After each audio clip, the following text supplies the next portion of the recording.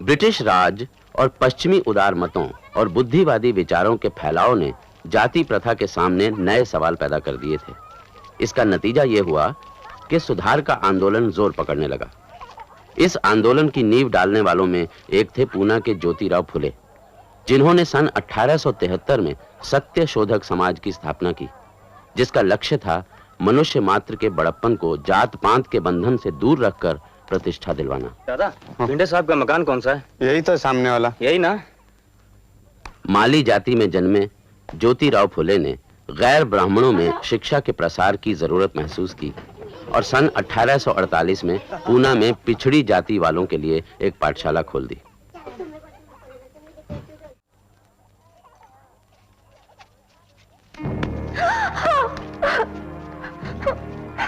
धर्म भ्रष्ट करने वालों का ऐसा ही होता है। तू हिम्मत रखो सावित्री, ये तो शुरुआत है।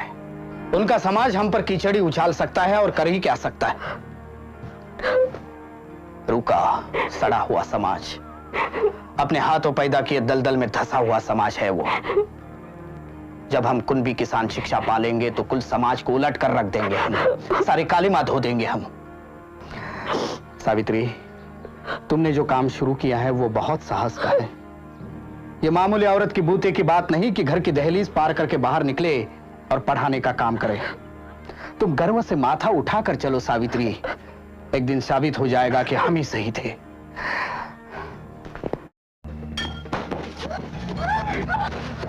चिल्लाए तो बोलो तुम लोग। रामोशी, तुम्हारी हत्या करना है। क्यों? मैंने तुम्हारा क्या बिगाड़ा? ये हमें नहीं पता।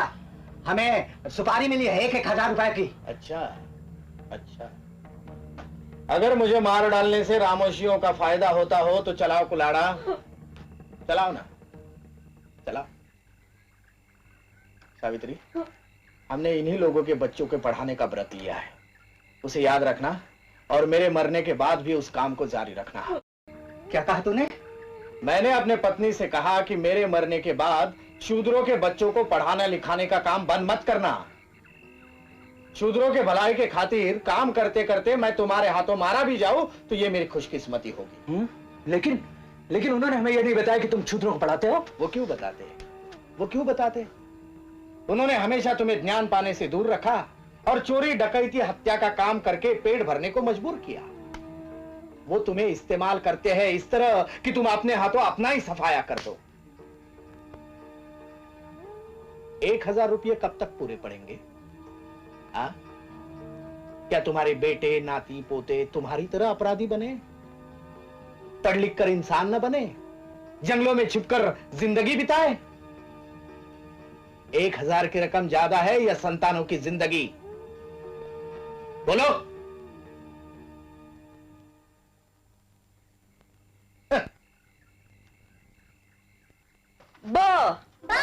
बकरे का ब, न नगाड़े का न, ग गणपति का ग। बोलो, बकरे का नगाड़े का गणपति का। तुम लोग यहाँ क्यों आए हो? भाई, हमें पहचाना? हाँ, क्या काम है? भाई, हमें पढ़ना है, आदमी बनना है। हम अपने बच्चों को साथ लाए हैं, तुम इन्हें पढ़ाओगी। हम भी पढ़ेंगे भाई। अच्छा, बैठ जाओ। तुम भी बैठ जाओ और जो मैं बोल रही हूँ उसे दोहराओ।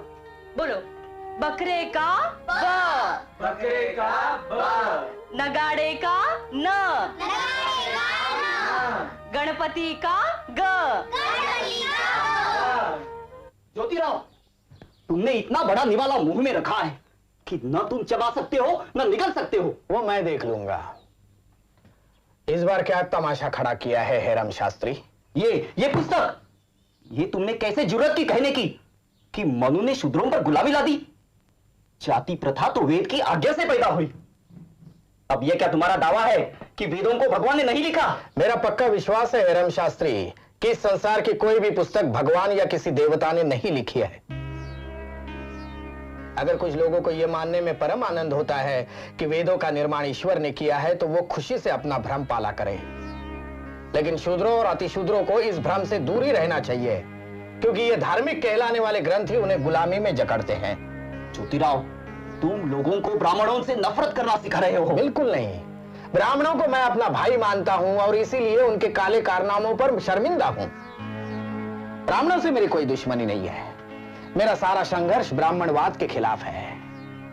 हेरम शास्त्री, आप जितने जल्दी समझेंगे कि शूद्र जन ही इस देश की जीवन शक्ति है, उतना ही अच्छा। अब तुम्ही से सलाह लेना बाकी बचा था। देखो ज्योतिराव, हम बता देते हैं, ऐसी उल जलूल और गाली गलौज वाली किताबों से तुम समाज की सेवा नहीं कर सकते, समझे? ना आप ही कर सकते हैं शास्त्री जी, ये कहकर कि वेद और पुराण देवताओं के मुख से कड़े हैं, न ये फतवा देकर कि फुले ने उल जलूल और गाली गलौज वाली किताब छपाई है, न ये कहकर कि बकौल विष्णु शास्त्री चिपळूण करके फुले पहले मराठी का व्याकरण सीखे और बाद में लिखने की सोचे। आप विद्वान कहलाने वालों में से एक भी ऐसा नहीं निकला जिसने मेरे उठाए सवालों का जवाब दिया हो। आपके पास कहने के लिए कुछ नहीं है, इसलिए ये दो कौड़ी का बड़प्पन जता रहे हैं। पूना शहर विद्वानों की नगरी कहलाती थी, आप जैसे के रहते वो शान भी जाती रही। हेरम शास्त्री, आप हमारे साथ न चलकर देश को डुबो रहे हो। समाज परिवर्तन के माहौल को अभी आप रोक नहीं पाएंगे, और अगर रोकने की कोशिश की तो समाज आपको निगल जाएगा पूरा के पूरा, फिर चाहे पानी पीकर कोसते रहना, कोई मुड़कर भी नहीं देखेगा।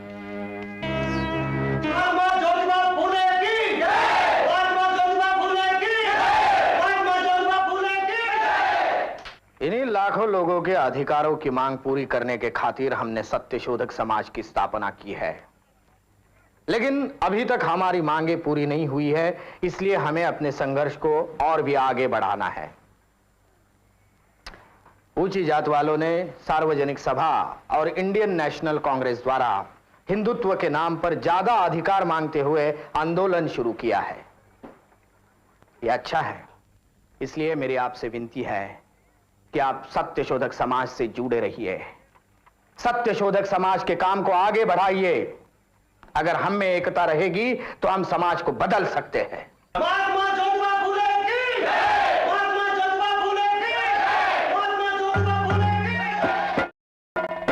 अगर शूद्र सब मिल के मेहनत करेंगे तो सच है कभी भी न भूखों मरेंगे, तो सच है कभी भी न भूखों मरेंगे। अगर शूद्र बच्चे पढ़ेंगे लिखेंगे तो इंसान की जिंदगी वो जिएंगे, तो इंसान की जिंदगी वो जिएंगे। भरा दुर्गुणों से उसे भीख मत दो, शराबी जुआरी को आश्रय नहीं दो। जो चूसे लहू धर्म कहते न उसको, सिखाए जो नफरत नहीं धर्म है वो, सिखाए जो नफरत नहीं धर्म है वो। मुसलमान हो शूद्र हो या ईसाई, सभी उसके बंदे सभी भाई भाई, सभी उसके बंदे सभी भाई भाई। ये ऊंचा ये नीचा यही है बुराई, नहीं देश की इससे होगी भलाई, नहीं देश की इससे होगी भलाई। जहाँ सत्य रहता वहीं पर तो ईश्वर, जहाँ पर है ईश्वर है आनंद वहीं पर, जहाँ पर है ईश्वर है आनंद वहीं पर। बिना ज्ञान के सत्य पावो तो क्यों कर, है शिक्षा दिलाती सदा ज्ञान कावर, है शिक्षा दिलाती सदा ज्ञान कावर, है शिक्षा दिलाती सदा ज्ञान कावर, है शिक्षा दिलाती सदा ज्ञान कावर।